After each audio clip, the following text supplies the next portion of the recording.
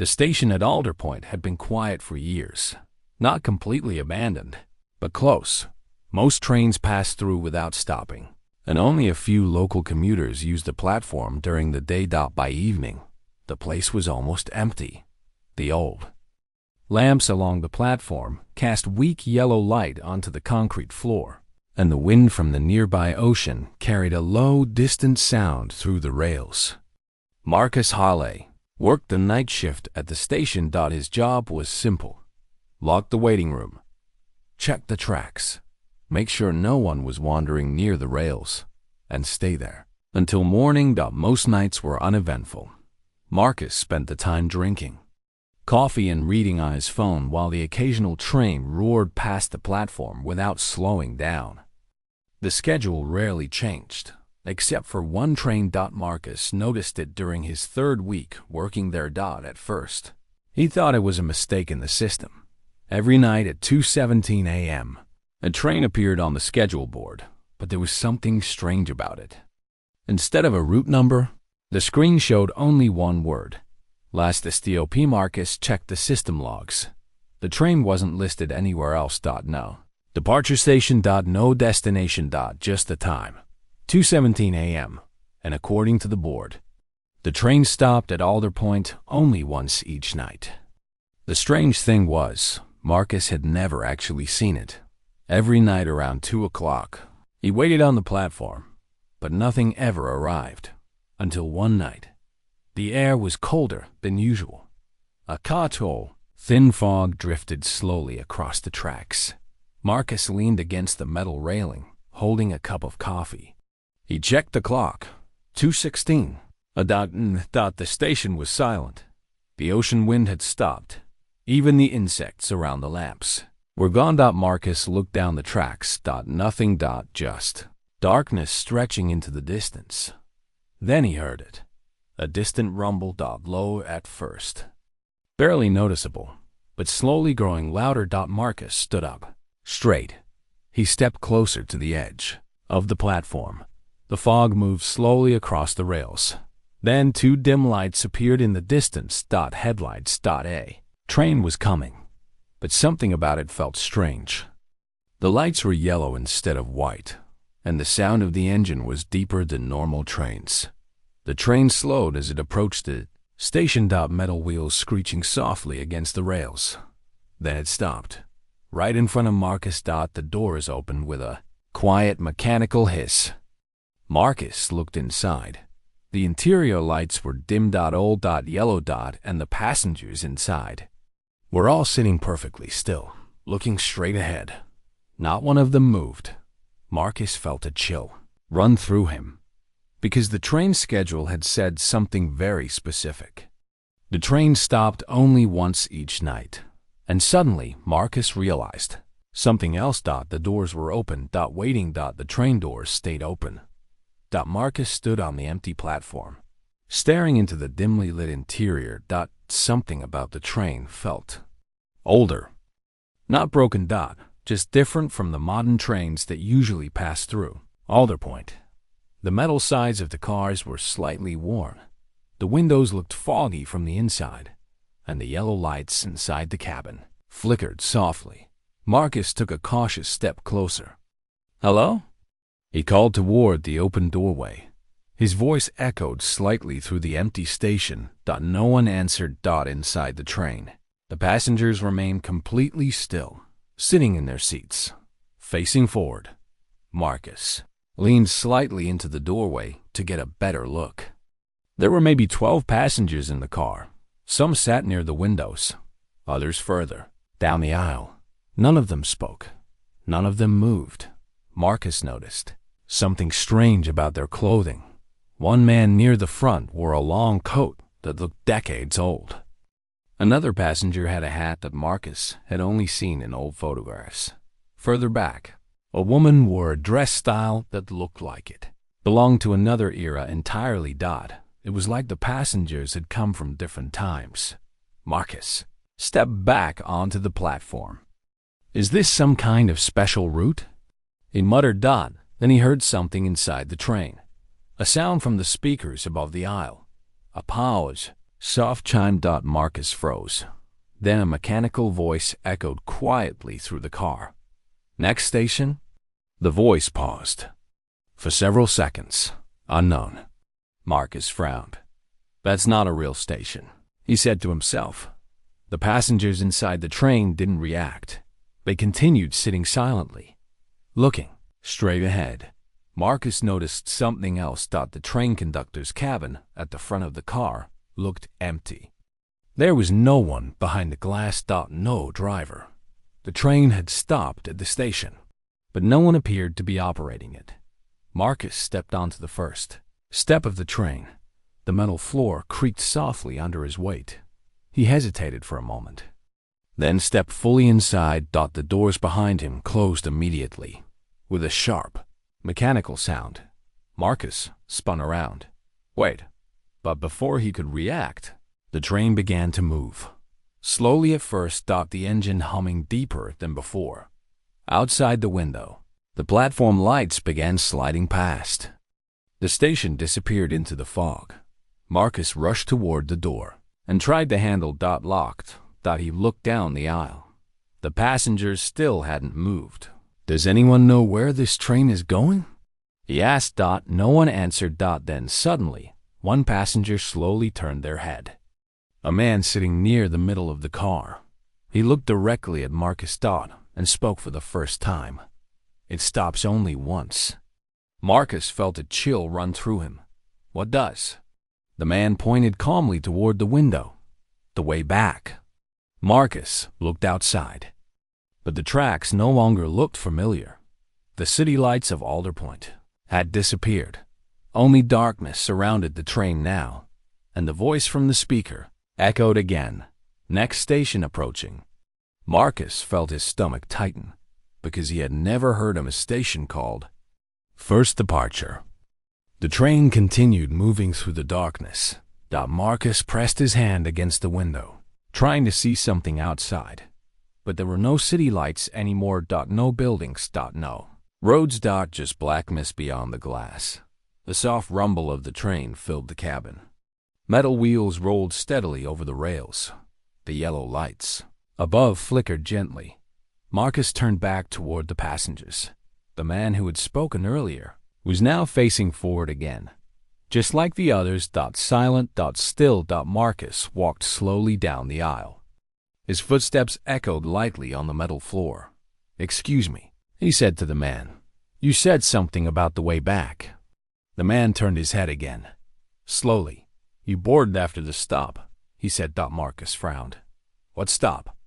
The man looked at him calmly. The one that appears once. Marcus felt uneasy. You mean the station? The man nodded. Alder Point.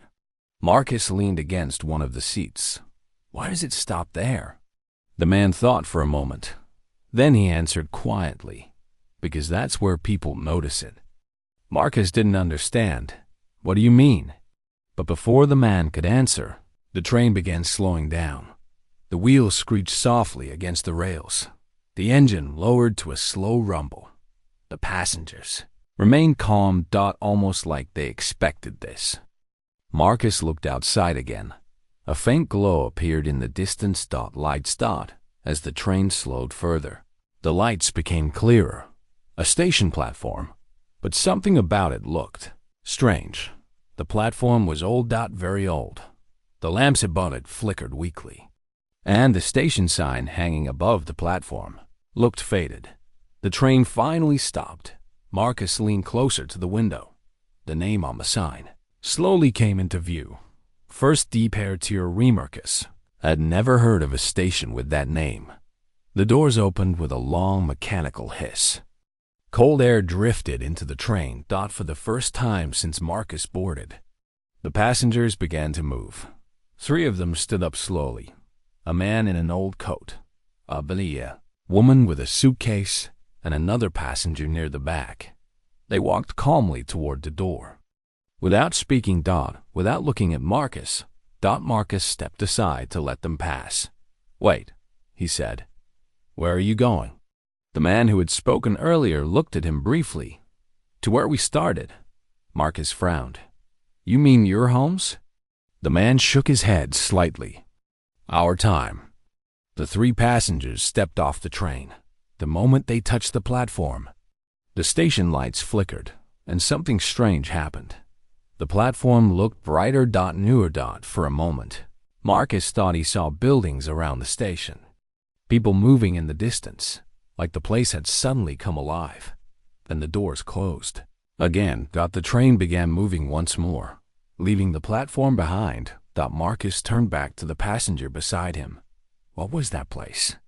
The man looked out the window as the station disappeared into darkness again. A stop before the beginning. Marcus felt the uneasiness grow in his chest. And where does this train end? He asked. The man finally looked directly at him. It doesn't. Then the announcement echoed through the train again. Next station approaching. Marcus looked at the dark window once more, and this time, he saw something that made his stomach drop. The station ahead looked exactly like Alder Point, but older, much older. The train slowed again. Marcus held onto the seat in front of him as the wheels screeched softly against the rails. Outside the window, the station slowly came into view. Marcus leaned closer to the glass. His heart began beating faster, because the station outside looked familiar. Very familiar. The same platform. The same layout. The same long metal railing near the edge of the tracks. It looked exactly like Alder Point Station, but something about it was different. The lamps were older. The metal benches looked worn and rusted, and the station sign looked faded and yellow with age. Marcus whispered quietly, "This is my station." The man sitting beside him shook his head. "No," he said. Marcus frowned. "It looks exactly the same." The man pointed toward the platform sign outside. Marcus looked again, this time more carefully. The sign didn't say Alder Point. It said something else. Alder Point 1934. Marcus felt a chill spread through his chest. The train stopped. The doors opened. This time, several passengers inside the train stood up. 5 of them. They walked calmly toward the exit. Marcus watched as they stepped onto the platform. The moment their feet touched the ground, the station seemed to change again. For a brief moment, Marcus saw people moving around the platform. Men wearing old-style coats and hats. Women carrying suitcases. A steam locomotive sitting on the far track. The station looked alive. Like a busy train station from long ago. Then the vision faded. The platform returned to silence. Old. Empty. Frozen. Marcus turned to the man beside him. "What is this train?" he asked quietly. The man took a slow breath. "It travels through the stations that once existed." Marcus stared at him. "You mean the past?" The man nodded. "Some passengers returned to the places they started." Marcus looked down the aisle. Many of the seats were still filled with silent passengers. "And the others?" Marcus asked. The man's expression grew serious. "They're still searching." Marcus frowned. "For what?" The man pointed toward the dark tracks ahead. "For the stop that belongs to them." The train doors closed. Again, the engine hummed softly as it began moving once more. Marcus sat down, slowly, trying to understand everything. "If the train goes through the past," he said quietly, "then where does it go next?" The man looked out the window. The darkness outside swallowed the old station behind them. Then he answered, "Forward." Marcus felt uneasy again. "Forward? Where?" The announcement speaker crackled to life above. "Them. Next station approaching." Marcus waited. The voice finished the sentence. "Final arrival." Marcus looked toward the dark window. And far ahead in the distance, he saw a station, but this one looked completely unfamiliar, like it hadn't been built yet. The train moved steadily through the darkness. Marcus stared out the window at the faint lights ahead. The station in the Distance slowly became clearer as the train approached, but the more Marcus looked at it, the stranger it seemed. The platform didn't look old, that it didn't look modern, either. It looked unfinished. Some of the lights flickered like they had just been installed. Parts of the station looked newly built. Other sections looked like empty space where something would eventually exist. Marcus turned to the man beside him. What place is this? The man watched the station carefully. His expression was calm. This is where the train ends. Marcus frowned. You said it doesn't end. The man shook his head slowly. The route doesn't. Marcus didn't like that answer. The train slowed as the platform came closer. Station signs slowly came into view. Marcus leaned closer to the window to read. The sign didn't show a city name or date. It showed something else. A single word. Arrival. Train stopped. The doors opened. Cold air drifted into the cabin. Marcus noticed something strange. The passengers were beginning to stand again, but not all of them. Only a few. The man beside him stood up as well, picked up his small bag and stepped into the aisle. Marcus looked at him quickly. You getting off here? The man nodded. Double quotes. Yes. Double quotes. Marcus stood up too. But what happens now? The man smiled faintly. Everyone eventually reaches the station that belongs to them. Marcus looked outside. Again, the platform was quiet. Empty. But the air felt different. Almost like a place that hadn't fully become real yet. The man walked toward the door. Before stepping off the train, he turned back to Marcus. You boarded after the stop, he said. Marcus nodded slowly. The man pointed down the aisle toward the front window. That means the train may still return you. Marcus felt a small wave of relief. So I can go back? The man thought for a moment. Maybe. Then he stepped off the train. The moment his feet touched the platform, the lights flickered. For a brief second, Marcus saw something strange. The station transformed. The buildings appeared in the distance. Cars moved along streets that didn't exist moments earlier. People walked along sidewalks. A city that looked like it belonged in the future. Then the vision faded. The platform returned to silence. The doors closed again. Train began moving. Marcus rushed to the window. Wait! But the man was already gone, standing alone on the platform as the train slowly left the station.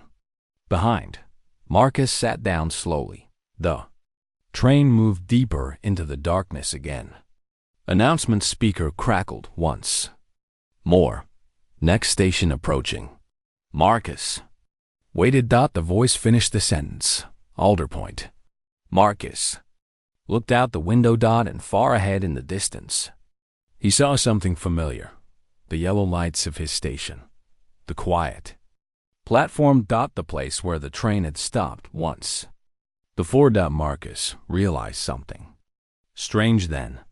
The train had been telling the truth. It stopped only once each night, but sometimes it also brought someone back.